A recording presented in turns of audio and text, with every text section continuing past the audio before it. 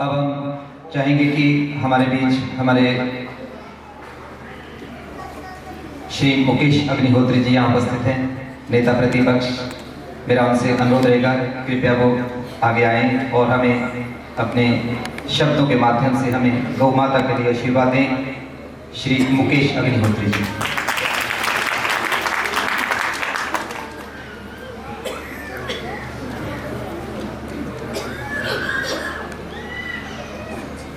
डेरा पंडित हरी शाह जी के इस दरबार में मुझे पहली दफ़ा आने का मौका मिला। मैं इसके लिए राकेश शाह जी और इनके जितने भी गौशाला समिति के सदस्य हैं उनका मैं आभारी हूँ। हमारे बड़े भाई प्रवीण शर्मा जी जो कि हिमाचल प्रदेश सरकार में पूर्व में मंत्री रहे हैं और इस समय उपाध्यक्ष हैं, और मेरे कांग्रेस पार्टी के मेरे छोटे भाई और मेरे साथी पूर्व विधायक और कांग्रेस के पूर्व में राष्ट्रीय सचिव रहे राकेश कालिया जी, यहाँ पे उपस्थित हमारे कमल बाबा जी जो कि खट में मेरी कॉन्स्टिट्यूंसी में डेरे का संचालन कर रहे हैं, और साथ में राणा रंजीत सिंह जी, अशोक ठाकुर जी, बिट्टू जी और गगरेट ब्लॉक कांग्रेस के अध्यक्ष और बिधि चंद जी, हमारे दुल्हट के प्रधान महेंद्र सिंह जी, और यहाँ पे ठाकुर चमेल सिंह जी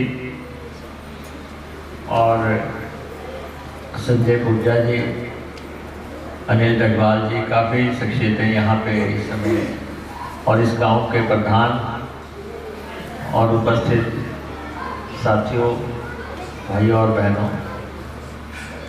वैसे तो प्रवीण शर्मा जी ने बिल्कुल साफ कर दिया कि धार्मिक स्थल पे हम राजनेताओं को बोलना नहीं चाहिए, और फार्मूला हमारा भी यही है कि हम भी नहीं बोलते हैं। लेकिन मुझे लगा कि राकेश शाह जी को ये ना लगे कि प्रवीण जी ने नहीं बोला, मुकेश जी ने नहीं बोला, कोई राजनीति तो नहीं हो गई। तो इसलिए, क्योंकि अब इन्होंने 3 ब्राह्मण इकट्ठे बुला लिए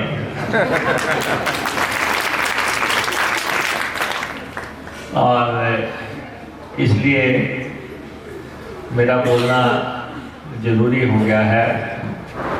गौ का संवर्धन का मसला है और हम सब गौ माता को मानने वाले लोग हैं, और मानते हम भी बहुत हैं, मानते प्रवीण जी भी बहुत हैं, लेकिन कई दफ़ा हमें नीचे लगा देते हैं कि आप कम मानते हैं। और बड़े भाई हैं, हमने इनके साथ बहुत नज़दीक से काम किया है और दलगत राजनीति से ऊपर उठ के आज के इस कार्यक्रम में हम सब शामिल हुए हैं। और वैसे भी जो दरबार हैं वो राजनीति के मोहताज नहीं है। दरबार जो है वो हम सब के लिए हैं, उसमें किसी भी पार्टी विशेष का व्यक्ति जो है आके शीश झुका सकता है, और ऊपर वाले से मांगने का तरीका अपना अपना है कि किसने कैसे मांगा, किसको कैसे मिला। और आए तो हम भी आपकी तरह ही हैं, जितने यहाँ पे लोग बैठे हैं, जिस ढंग से ये आके प्रभु के दरबार में आए हैं, अपना इसमें चिंतन कर रहे हैं, अपनी बात प्रभु के समक्ष रख रहे हैं। आए हम भी इसलिए, हमारा भी कोई काम यहाँ भाषण देना नहीं है। और यहाँ पे मैंने मेरा पहली दफा देखा, मैं निश्चित तौर पे इससे प्रभावित हूँ कि हमारे यहाँ पे ऐसे डेरे बने हैं। हम जिस देश में रहते हैं, हम नकोदर जाते हैं दरगाह पे, वहाँ पे भी बहुत दुनिया आती है। हम यहाँ पे आए हैं, यहाँ पे साथ में गौ माता की बात हो रही है, उसको किस ढंग से हमने एक, हम मेरे और प्रवीण शर्मा जी के एक साझे मित्र हैं, आजकल सरकार में गौ सेवा बोर्ड के अध्यक्ष भी हैं, अशोक शर्मा, नालागढ़ से। हम जितने भी यहाँ से ऊना जिला के एमएलए शिमला जाते हैं, हम सब खाना उनके पास खाते हैं। और उन्होंने बहुत अच्छी गौशाला चला रखी है, बेहतरीन गौशाला। अब तो उनको बोर्ड का चेयरमैन भी बनाया गया है और निस्वार्थ सेवा वहाँ पे करते हमने देखा है उनको। और जो बातें अभी राकेश शाह जी यहाँ पे रख रहे थे, हमारे लिए चिंता का विषय है कि अगर हमारे जिला में अगर कोई 5 गौ माता को किसी ने जहर दे दिया तो ये हम सब के लिए बहुत बड़ा कलंक है। और अगर चिंतपूर्णी मंदिर की गौशाला में जैसा इन्होंने बताया कि अगर 18 गौएं जो है ठंड से मारी गई हैं, तो ये हम सब के लिए चिंता का विषय है। और हालांकि सरकारें काम कर रही हैं, अदालतों से निर्देश आ रहे हैं। पीछे तो हाई कोर्ट ने ये कह दिया था कि हर पंचायत में ही गौशाला बनाओ, जबकि अदालत का आदेश है, हम सब के लिए मान्य है। लेकिन मेरा मानना है कि ये संभव नहीं है कि हर पंचायत में, और जो जहाँ जहाँ पैसा गया है, आप देख सकते हैं कि हालत क्या है। बिल्डिंगें बनी हुई हैं, अंदर पशु है नहीं, और सड़कों पे किस ढंग से गौ माता घूम रही है। पूरे हिमाचल का आप दौरा करो तो आपको स्थिति स्पष्ट हो जाएगी। मैं अपनी कॉन्स्टिट्यूंसी में जाता हूँ, वहाँ भी मैं देखता हूँ कि रात को 11-12 बजे के बाद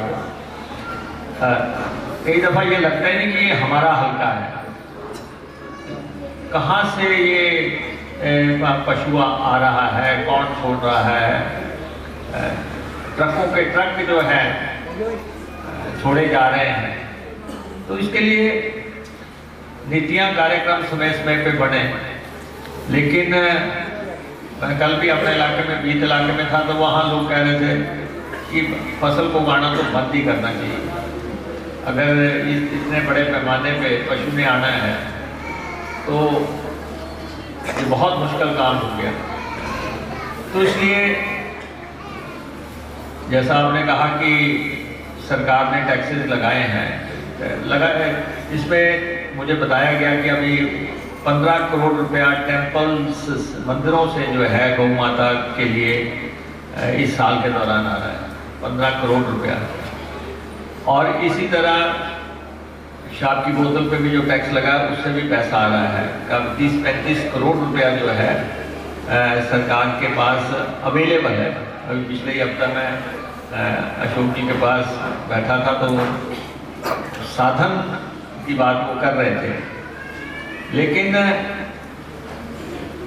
प्राइवेट सेक्टर में, पीछे मैं बेंगलोर गया था तो बेंगलोर में मैंने श्री की रविशंकर जी की गौशाला देखी। क्या बेहतरीन गौशाला है, दिल खुश हो रहा है उसको देख के अगर कोई जाता है उसमें। और इतनी गौएं हैं, जिस गौ को आवाज मारते हैं वो ही अपना सिर खड़ा करती है। इस ढंग से संचालित गौशाला है और बहुत एरिया में फैली हुई है। हमारे यहाँ पे संत बाबा ढांकू वाला महाराज की गौशाला है। बहुत बेहतरीन सुसज्जित गौशाला उन्होंने बनाई है। सरकारी बैसाखियों पे नहीं है, लेकिन बेहतरीन चल रही है। और आपने अपनी गौशाला की बात की कि आपने तो उससे भी आगे काम कर रखा है कि दूध ना देने वाले जो पशु हैं वो सब आप यहाँ पे समेट के रख रहे हैं।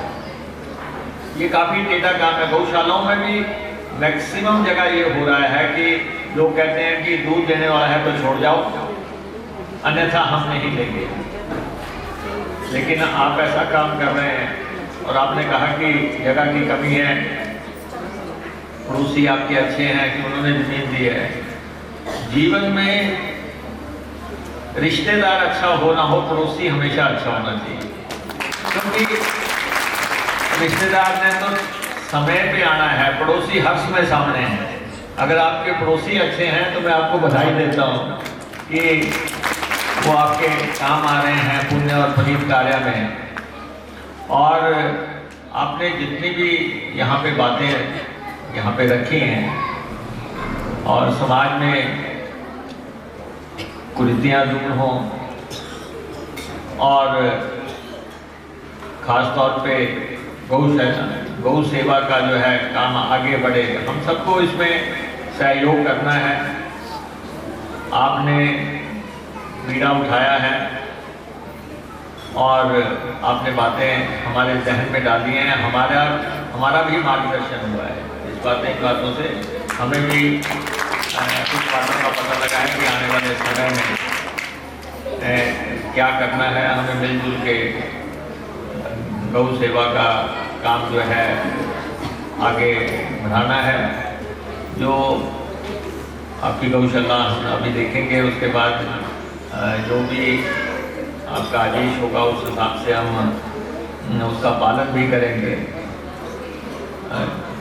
अभी मेरी कॉन्स्टिट्यूंसी में कुछ लेडीज़ हल्दी बना रही हैं। अब उन्होंने काम शुरू किया तो उन्होंने बताया कि हम हल्दी तो बना रही हैं, लेकिन हमें हल्दी बेचने के लिए जो है बाजार की भी दिक्कत है और हल्दी का किस चीज़ में लेके जाएं उसकी भी दिक्कत है। तो अब हमने उनको गाड़ियाँ लेके दी। अब वो उन गाड़ियों में हल्दी लेके जा रही हैं, चिंतपूर्णी में मंदिर में भी दे रही हैं। हमने कहा मंदिरों में जो जब औरतें हल्दी पैदा कर रही हैं तो उनका कोई ना कोई रास्ता निकलना चाहिए कि वो बेचें कहाँ। तो इसी ढंग से आपने कहा कि आप भी जो है लोगों से किराए पे लेते हैं, तो जो भी व्यवस्थाएं करने की हैं उनके बारे में आपसे हम चर्चा करेंगे। लेकिन मैं आभारी हूँ कि आपने हमें बुलाया, राकेश कालिया जी को बुलाया और हमारे बड़े भाई प्रवीण जी जो इन दिनों हमें बहुत कम मिलते हैं, उनसे मिलने का हमें मौका दिया। और हम इनका बहुत सम्मान करते हैं। बहुत ही नेक इंसान हैं। तो यही दरबार ही है जहाँ दलगत राजनीति से ऊपर उठ के हम लोग मिल लेते हैं। कहीं और मिलेंगे तो लोग कहेंगे कि पता नहीं क्या बात है, बात निकलेगी दूर तक जाएगी। तो आप सबका बहुत बहुत धन्यवाद।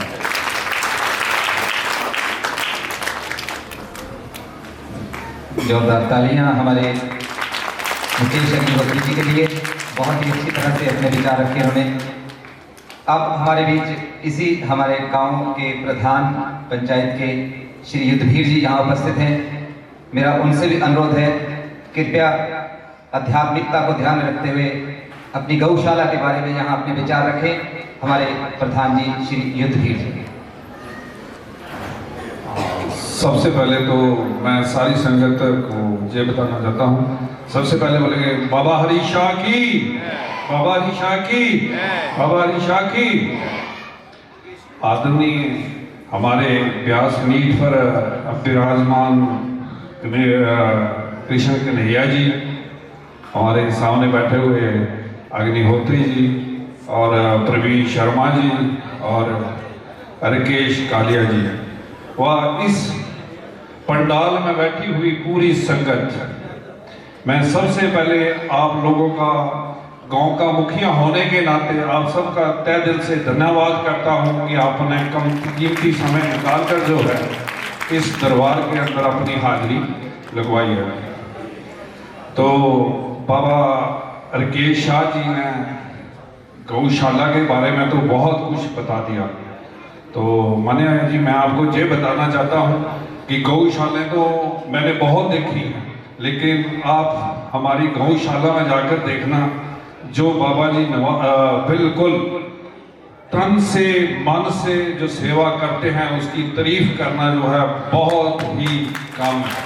कारण कि राकेश बाबा जी तो जरूर हैं, जैसे पहले बताया, कभी दरख्त पर चढ़े हुए मिलते हैं, कभी घास काटते हुए मिलते हैं, कभी घास कुतरते हुए मिलते हैं। ये जो है खुद जो है इनका जो काम करते हैं वो काबिले तारीफ है। ये जो हमारे लिए एक रोल मॉडल है।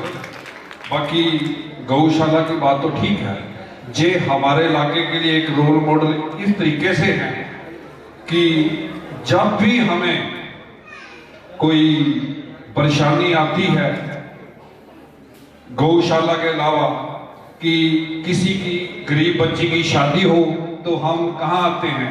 बाबा राकेश शाह जी के साथ पास आते हैं कि बाबा जी के बच्चे गरीब हैं तो इसकी शादी में मदद करें। तो बाबा जी जो है उस गरीब लड़की की शादी में भी मदद करते हैं। और कितनी शादियां इस दरबार के अंदर कर दी वो इस दरबार ही जानता है। दूसरी बात कि इन्होंने जो एक पेड़ लगाने वाला जो बीड़ा उठाया था, जो भी आता है, देखो इन्होंने कितनी जो अपनी नान्यता भागवत कथा हुई है, जो भी आए हैं उनको पेड़ दिए हैं। तो पूछते हैं किसने पेड़ दिया? राकेश शाह बाबा जी ने दिया। तो वो हजारों पेड़ जो हैं इस माध्यम से भी हमारे गांव या पूरे इलाके में लगे हैं। दूसरा, जब भी देखो साफ सफाई का, ये हमारे को बुलाते हैं कि चलो साफ सफाई करें। आपने देखा होगा 3-4 गज 10 गज जहां भी गांव मिलते हैं, पूरे झाड़ू लेकर जो है पूरा साफ सफाई भी करते हैं। तो राकेश बाबा जी की तारीफ करना जो है इतनी आसान नहीं है। इन्होंने जो है अनेकों काम ऐसे करते हैं जो कि हमें मतलब मार्गदर्शन देते हैं कि हम भी इस तरीके से करें। तो दूसरा, कभी भी मैं तो ये सोचता हूँ कि मैंने तो देखा हुआ है इस दरबार के अंदर एक झाड़ी थी, इधर दिन को आने के लिए भी डर लगता था, लेकिन आज दरबार के अंदर देखो कितने आदमी, गौ माता तो है ही है। कभी किसी ने सोचा कि इस दरबार के अंदर कितने आदमी सेवक काम कर रहे हैं, और कितने, जब भैयों की झुग्गियों में आग लगी थी उसको कोई रोटी देने वाला नहीं था, राकेश बाबा शाह जी ने उस दरबार में रोटियां दी। तो इनके कितने भी काम गिनाए बहुत कम है। बाकी अग्निहोत्री साहब ने बहुत अच्छा बताया कि जो ये ऐसा मंच है जो हमें सबको साझा करता है। बाकी मेरी जो है आपकी फिर तहे दिल से मैं भगवान से प्रार्थना करता हूँ कि जब भी जो इस दरबार में आया होगा उसको कुछ न कुछ तो मिला होगा। अग्निहोत्री साहब, प्रवीण साहब, राकेश कालिया भी जानते हैं, जे वो गांव है जिसने जो अभी पशुओं की बात आ रही थी, जे जो जाड़ा लगा था, ये जो हमने 15 या 20 लाख रुपया हमारे गांव के किसानों ने ही पैसे दिए थे। सबसे पहले हिमाचल में हमने ही जाड़ा लगाया था, और आज हमारे जाड़े के अंदर एक भी पशु कभी जाता नहीं, और हमारा पूरा गांव इसी वजह से खुशहाल है कि जो है हमने जाड़ा लगाया था, और राकेश बाबा शाह जी ने इसका भी हमारी मदद की थी। दूसरा, हमने एक सब बोलते हैं कि बेटी पढ़ाओ बेटी बचाओ, तो बेटियों ने कौन करता है? हमने इधर जो है बिना सरकार की मदद से इस, आप जहां देखना साहब मंदिर के पास हमने जो एक मैरिज प्लेस बनाया हुआ है, एक सराह को वो कर हमने 35 कितना लाख रुपया जो है उस दरबार, उस मैरिज प्लेस में लगा है। उसके अंदर हमारे गांव की कोई भी शादी होती है, किसी से भी कोई पैसा नहीं लिया जाता, वो भी किसी की सरकार की कोई भी एक भी रुपए की मदद नहीं। हमें जब भी दुख होता है तो हम मुकेश बाबा जी के पास आते हैं, जब चाहते हैं लाखों रुपया भी इनसे कभी इनकार नहीं करते और हमें जो है मार्गदर्शन करते रहते हैं। तो ये मंच जो है ज़्यादा बताने का नहीं, लेकिन मैं बहुत खुश नसीब हूँ कि उस गांव का मुखिया हूँ जहाँ पर बाबा राकेश शाह जी का दरबार है। और शायद आपको अच्छा ना लगे, मैं कल सोच रहा था राजनीति कोई भी हो, आने वाले समय के अंदर डिस्ट्रिक्ट ऊना का मुख्यमंत्री होगा, चाहे बीजेपी पार्टी से हो चाहे कांग्रेस पार्टी से भी हो। तो ये हमारे ऊना को आने वाले समय के अंदर मेरी जो नजर जाती है, मैं देखना मिलेगा हमें मुख्यमंत्री जरूर ऊना के लिए, बहुत ही सौभाग्य वाली बात है। बाकी मैं अपनी वाणी को इधर ही विराम देता हूँ, अगर कुछ ज़्यादा बोल गया हूँ तो माफ़ी चाहता हूँ। और आई हुई संगत का मैं तहे दिल से अम्बोआ की पूरी गांववासियों की तरफ से आप लोगों का बहुत बहुत धन्यवाद। धन्यवाद युद्धवीर जी। इसके बाद हमारे रामगढ़ सीकरी से प्रेम पब्लिक स्कूल के बच्चे एक छोटी सी भगवान की यहाँ प्रस्तुति यहाँ देंगे।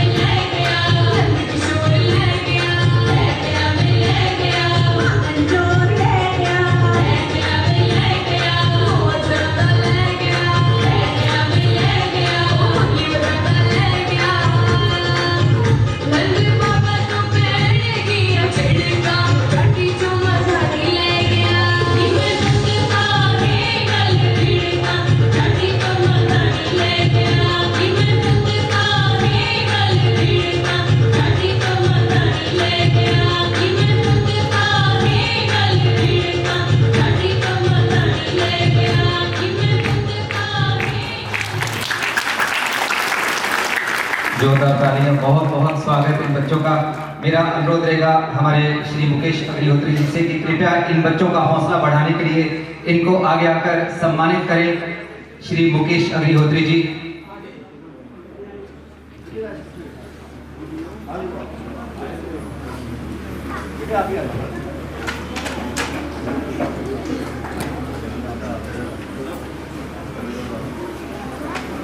इसके बाद हमारे रोहित जी, हम उनको भी सम्मानित करना चाहते हैं। एक मौका एक उम्मीद के सदस्य यहाँ उपस्थित हैं श्री राणा जी, मुकेश जी और जसवीर जी। मेरा उनसे भी अनुरोध है उनके लिए गौ माता की रक्षा के लिए और समाज को जागरूक करने के लिए सारा कार्यक्रम किया जा रहा है। वो 21,000 रुपया हमें देंगे। बहुत बहुत धन्यवाद इनका भी। आज सुबह हमारे स्थानीय विधायक श्री राजेश ठाकुर जी भी उपस्थित हुए थे। उन्होंने हमारी गौशाला के लिए 5,100 रुपया और 1 क्विंटल गुड़ जो है वो हमारी गौशाला के लिए दिया है। बहुत बहुत धन्यवाद उनका भी। क्षमा तेरी आरती कन्हैया तेरी आरती, सारा संसार करेगा हाथ जोड़ के। क्षमा तेरी आरती कन्हैया तेरी आरती, सारा संसार करेगा हाथ जोड़ के। सिर पर सोना मुकुट बिराजे, सिर पर सोना मुकुट बिराजे, गल में रंगी आरती जोड़ के। क्षमा तेरी आरती कन्हैया तेरी आरती, सारा संसार करेगा हाथ जोड़ के। ब्रह्मादिक तेरो यश गावे, ब्रह्मादिक तेरो यश गावे, नारद सारद ध्यान लगावे, नारद सारद ध्यान लगावे। हरि करे जय जयकार करेगा हाथ जोड़ के। क्षमा तेरी आरती कन्हैया तेरी आरती, सारा संसार करेगा हाथ जोड़ के। मैं हूँ दीनन दुखिया भारी, मैं हूँ दीनन दुखिया भारी, आया हूँ प्रभु शरण तिहारी, आया हूँ प्रभु शरण तिहारी। रखियो लाज हमार करेगा हाथ जोड़ के। क्षमा तेरी आरती कन्हैया तेरी आरती, सारा संसार करेगा हाथ जोड़ के। प्रेम सहित जो आरती गावे, प्रेम सहित जो आरती गावे, राधा माधव के पद पावे, राधा माधव के पद पावे। आए करेगा हाथ जोड़ के। क्षमा तेरी आरती कन्हैया तेरी आरती, सारा संसार करेगा हाथ जोड़ के।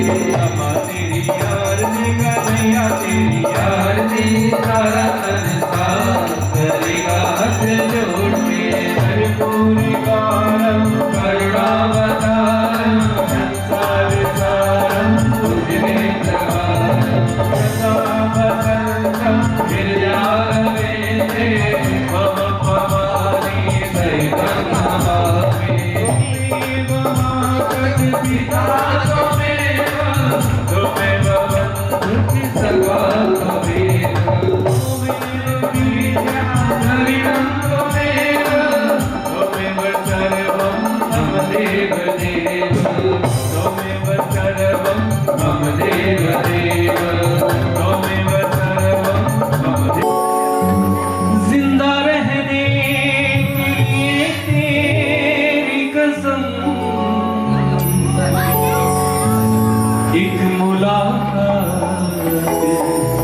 जरूरी है सनम।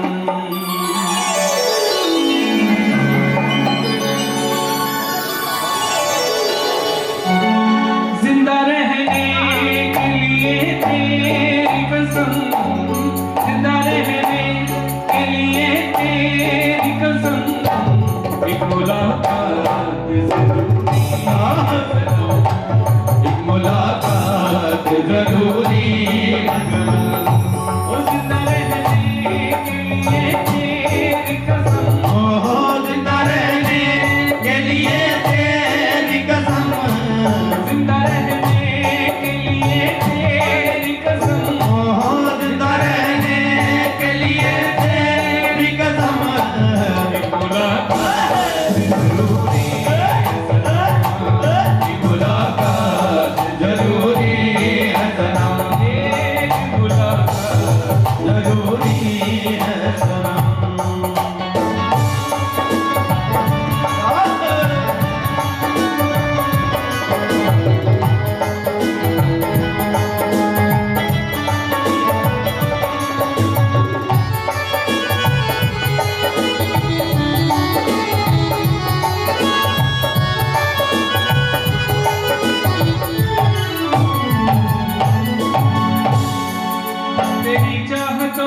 ये क्या गम दिया, तेरी चाहतों ने ये क्या गम दिया, तेरी चाहतों ने ये क्या गम दिया, तेरी चाहतों ने ये क्या गम दिया, तेरे इश्क ने यूं दीवाना किया, तेरे इश्क ने यूं दीवाना किया, ज़माने से मुझको बेगाना किया, जमाने से मुझको बेगाना किया। दीवाने तेरे प्यार में बड़ा ही बुरा हाल है, कड़ी तेरी राह में न होश न ख्याल है, ना होश न ख्याल है, ना होश न ख्याल है।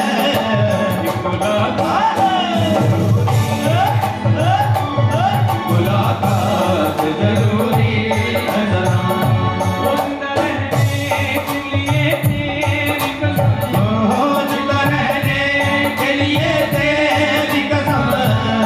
मुलाकात जरूरी है सनम,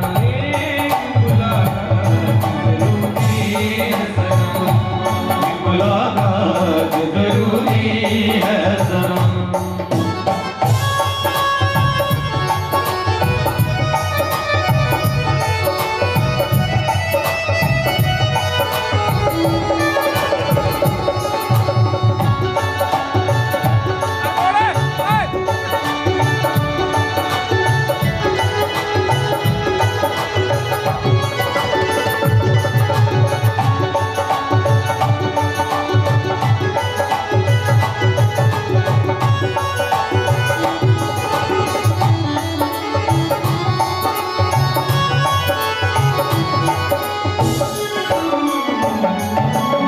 मेरे साथ में रो रहा आसमां, मेरे साथ में रो रहा आसमां, मेरे साथ में रो रहा आसमां, मेरे साथ में रो रहा आसमां। मेरा प्यार खोया है जाने कहाँ, मेरा प्यार खोया है जाने कहाँ, उसे ढूंढती मैं यहाँ से वहाँ, तुम्हें ढूंढती मैं यहाँ से वहाँ। मिलती मुझे आगे निकलती नहीं जाने, मैं कितनी मजबूर हूँ, ये कैसा इम्तिहान है। ये कैसा इम्तिहान है, ये कैसा इम्तिहान है।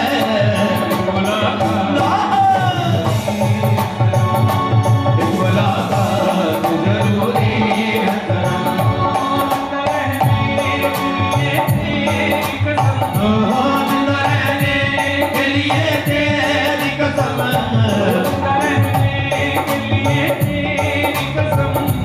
जिंदा रहने के लिए तेरी कसम। मुलाकात जरूरी है सनम,